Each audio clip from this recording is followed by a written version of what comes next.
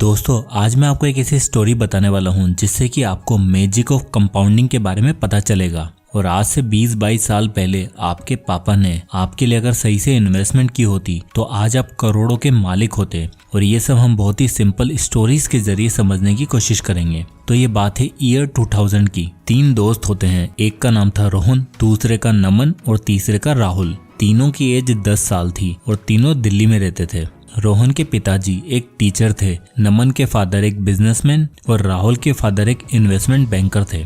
इन तीनों के फादर ने सोचा कि हमें हमारे बच्चों के फ्यूचर के लिए कुछ करना चाहिए ताकि फ्यूचर में अगर इन्हें पैसों की जरूरत पड़े तो इनके पास फंड्स अवेलेबल हो। तो तीनों के फादर डिसाइड करते हैं कि हमें 10-10 लाख रुपए अपने बच्चों के लिए रखने चाहिए। अब रोहन के फादर जैसे कि एक टीचर है तो उन्होंने सबसे सेफेस्ट ऑप्शन को चुना जो उन्हें लगता था, और वो था एफडी, क्योंकि उनके हिसाब से स्टॉक मार्केट में पैसा लगाना एक सट्टे की तरह होता है। क्योंकि उन्हें इसकी नॉलेज भी नहीं थी और हर जगह उन्हें बस यही सुनने में आता था कि स्टॉक मार्केट में तो लॉस ही होता है। तो उन्होंने रोहन के लिए 10 लाख रुपए की एफडी करवा दी ताकि जब रोहन बड़ा हो तो ये एफडी के पैसे ग्रो हो जाएंगे और जिन्हें रोहन काम में ले सकता है। अब दूसरे नमन के पिताजी जैसे कि बिजनेसमैन थे तो उन्हें भी स्टॉक मार्केट की तो ज्यादा नॉलेज नहीं थी, बट फिर भी उन्हें थोड़ा पता था कि उन्हें अपना थोड़ा पैसा कहीं ऐसी जगह पर लगाना चाहिए जहाँ पर ठीक ठाक रिटर्न मिल सके। तो नमन के फादर 5 लाख रुपए एफडी में लगा देते हैं और बाकी के 5 लाख रुपए वो गोल्ड में इन्वेस्ट कर देते हैं, क्योंकि हमारे इंडिया में गोल्ड और एफडी ही सबसे सेफेस्ट ऑप्शन माना जाता है।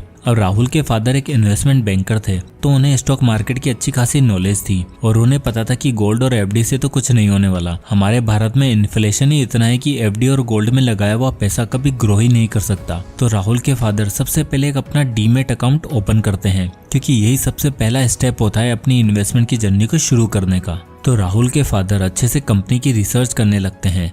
वह महान लोगों की बायोग्राफीज को रीड करते हैं और स्टॉक मार्केट के ऊपर लिखी बुक्स को पढ़ते हैं, क्योंकि उस जमाने में ना तो कोई यूट्यूब वीडियोस है और ना ही स्टॉक मार्केट के लिए कोई कोर्स होते थे। इसलिए राहुल के फादर दिन रात किताबें पढ़ते और समझने की कोशिश करते कि स्टॉक मार्केट कैसे काम करता है। तो यही सारी नॉलेज लेने के बाद वो अपने 10 लाख रुपए एक अच्छी कंपनी में इन्वेस्ट कर देते हैं जिससे कि उन्हें फ्यूचर में अच्छे रिटर्न मिल सके। अब फास्ट फॉरवर्ड करके आते हैं 23 साल बाद 2023 में। रोहन, नमन और राहुल तीनों की एज अब हो चुकी है 33 साल। अब वो तीनों जॉब से परेशान हो चुके थे और अपना कोई खुद का बिजनेस शुरू करने की सोचते हैं। तो वो तीनों डिसाइड करते हैं कि वो दिल्ली में एक फास्ट फूड रेस्टोरेंट खोलेंगे और रेस्टोरेंट खोलने के लिए उन्हें कम से कम 50-50 लाख रुपए की फंड की जरूरत पड़ेगी। अब तीनों ने जॉब करके कोई खासा फंड सेव भी नहीं किया होता। तो सबसे पहले रोहन जाता है अपने पिताजी के पास और उनसे बोलता है कि उसे एक बिजनेस करना है जिसके लिए उसे 50 लाख रुपए की जरूरत है। तो उसके पिताजी बोलते हैं कि आज से 23 साल पहले मैंने तुम्हारे लिए 10 लाख रुपए की एफडी करवाई थी, तो वो जाकर तुड़वा लो, काफी पैसा जमा हो गया होगा। तो रोहन बड़ा खुश होता है और बैंक जाता है और अपनी एफडी तुड़वाता है। तो जैसे कि हमें पता है कि इंडिया में एफडी का रेट लगभग 6% ही रहता है।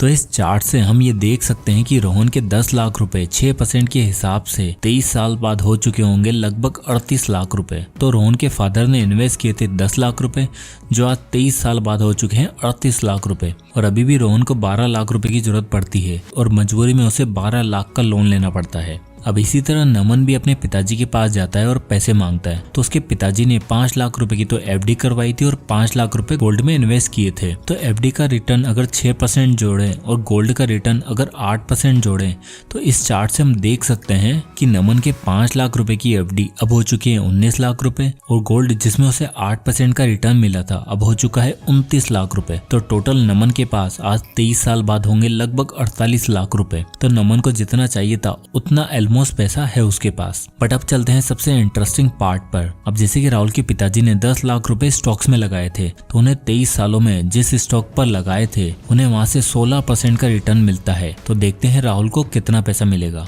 तो इस चार्ट में आप देख सकते हो कि राहुल का पैसा 16% के रिटर्न के हिसाब से आज 10 लाख रुपए हो चुके हैं लगभग 3 करोड़ रुपए। जी 3 करोड़ रुपए। अब यानी कि राहुल के पैसे रोहन से लगभग 10 गुना ज्यादा और नमन के पैसों से लगभग 6 गुना ज्यादा हैं। और अब चाहे तो राहुल अकेले ही खुद फास्ट फूड का रेस्टोरेंट खोल सकता है। तो दोस्तों ये होती है कंपाउंडिंग की ताकत। जहां तीनों के फादर्स ने इन्वेस्ट किए थे सेम अमाउंट 10 लाख रुपए, बट जो चीज अलग थी वह था उन तीनों का माइंडसेट। जहाँ रोहन और नमन के फादर को लगता था कि स्टॉक मार्केट तो सट्टा है, इसमें तो पैसा डूबता ही है, और उन्होंने कभी ये सीखने की कोशिश नहीं की कि आखिर ये काम कैसे करता है, क्योंकि वो लोग दूसरों की सुनी सुनाई बातों पर विश्वास कर लेते थे। और इसीलिए नए इन्वेस्टर्स और ट्रेडर्स को बहुत मुश्किल होती है समझने में कि शेयर मार्केट कोई नसीब का खेल नहीं है। नए इन्वेस्टर्स अपने दोस्तों या रिलेटिव से पूछकर इन्वेस्ट कर देते हैं, जिन्हें खुद उतना ज्यादा एक्सपीरियंस नहीं होता है। उसके चलते कभी कभार भारी नुकसान भी हो जाता है। बिना नॉलेज के शेयर मार्केट में इन्वेस्ट करना हमेशा रिस्की होता है। अगर आपको आपकी मेहनत का कमाई शेयर मार्केट में इन्वेस्ट करनी है तो आपको इसके लिए एक फाइनेंशियल एक्सपर्ट जरूर लगेगा जो आपको सही गाइडेंस देगा। फाइनेंशियल एक्सपर्ट आपके रिस्क लेने की क्षमता के हिसाब से आपको सही इन्वेस्टमेंट ऑप्शन देता है। अगर आप बिना नॉलेज या किसी रिलेटिव फ्रेंड्स के कहने पर इन्वेस्ट करते हो तो उससे बेहतर है कि आप किसी फाइनेंशियल एक्सपर्ट की हेल्प लो, और ये काम करके देगा आपको मोतीलाल ओसवाल। मोतीलाल ओसवाल से जुड़ने पर आपको एक फाइनेंशियल एडवाइजर दिया जाता है जो आपको इन्वेस्टमेंट और ट्रेडिंग से रिलेटेड हर क्वेश्चन का आंसर देता है। यही नहीं, वो आपको इन्वेस्टमेंट से जुड़े सही गाइडेंस भी देगा। ट्रेडिंग एंड इन्वेस्टमेंट करने के लिए आपको सबसे पहले लगता है एक डीमेट अकाउंट। मोतीलाल ओसवाल से जुड़ने के बाद आपको किसी भी चीज की चिंता करने की जरूरत नहीं है, क्योंकि इन्हें 30 साल से भी ज्यादा का एक्सपीरियंस और 50 लाख से भी ज्यादा कस्टमर मोतीलाल ओसवाल से जुड़े हुए हैं।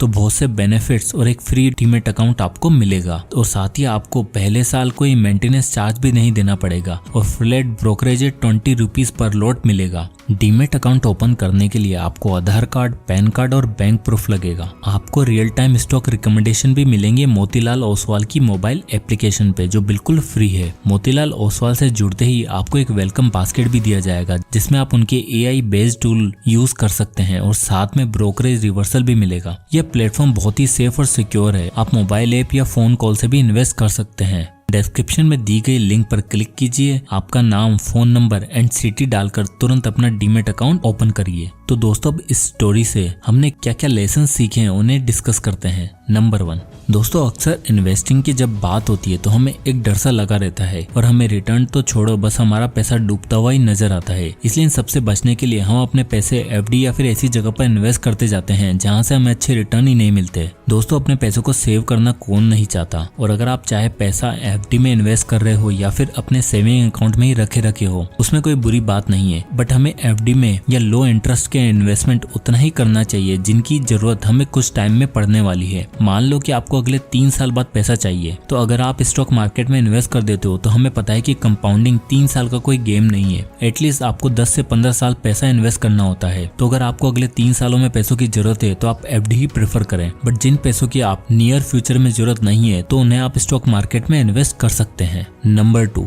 दोस्तों, जब भी बात होती है कंपाउंडिंग की तो हमें लगता है कि हमारा ग्राफ कुछ ऐसा होना चाहिए, बड़ा ही स्मूथ और हमेशा ग्रो करता हुआ। बट रियलिटी में हमारा ग्राफ स्मूथ नहीं होता, कुछ इस तरह होता है, कभी ऊपर कभी नीचे, कभी उतार तो कभी चढ़ाव। बट मैक्सिमम लोग लंबे टाइम के लिए इन्वेस्टेड इसलिए नहीं रह पाते क्योंकि जैसे ही ये ग्राफ नीचे जाने लगता है तो सबको अपना पैसा खोने का डर सताता है और वो अपना पूरा पैसा निकाल लेते हैं, चाहे वो उन्हें नुकसान ही क्यों ना उठाना पड़े। बट एट द एंड ये ग्राफ चाहे कितना भी ऊपर नीचे हो, एट लास्ट ये ऊपर ही जाएगा और आपको अच्छा खासा प्रॉफिट ही देकर जाने वाला है। नंबर 3, अगर अभी आपकी एज कम है तो शायद आपके पास अभी गोल्डन टाइम है इन्वेस्ट करने का। बट यंग एज में लोग बोलते हैं कि अभी तो मुश्किल से हमारी पॉकेट मनी ही नहीं बचती, हम क्या ही इन्वेस्ट करें, और 500,000 रुपए से हम कौन से करोड़पति बन जाएंगे।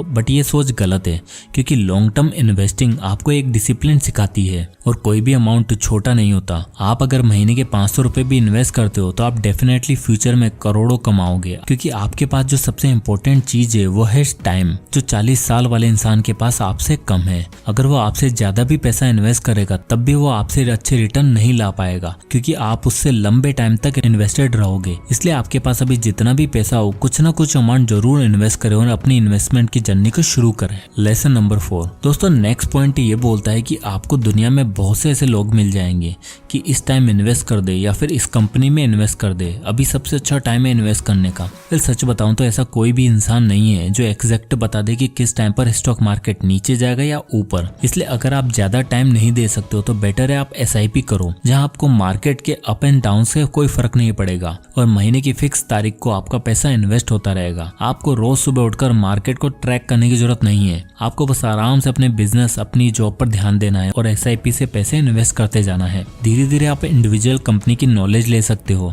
और जब आपको थोड़ी नॉलेज हो जाए तो आप किसी पर्टिकुलर कंपनी में इन्वेस्ट भी कर सकते हो। But for a start SIP आपके लिए सबसे बेस्ट मेथड है इन्वेस्टमेंट का। तो दोस्तों इस वीडियो में हमने ये जाना कि पावर ऑफ कंपाउंडिंग का कितना बड़ा रोल होता है हमारी लाइफ में अगर हम ढंग से सही टाइम पर इसका इस्तेमाल करते हैं तो। एंड आई होप कि इस वीडियो से आपको कुछ ना कुछ सीखने को जरूर मिला होगा। तो अगर ये वीडियो आपको पसंद आया हो तो इसे लाइक करें और ज्यादा से लोगों तक शेयर करें जिससे बाकी लोगों को भी वैल्यू मिल सके। तो इसी तरह के वैल्यूएबल वीडियोस के लिए हमारे चैनल को सब्सक्राइब करें और बेल आइकन को भी प्रेस करना ना भूलें जिससे कि आपको हमारे वीडियोस की नोटिफिकेशन मिलती रहे। तो मिलते हैं नेक्स्ट वीडियो में, तब तक के लिए जय हिंद।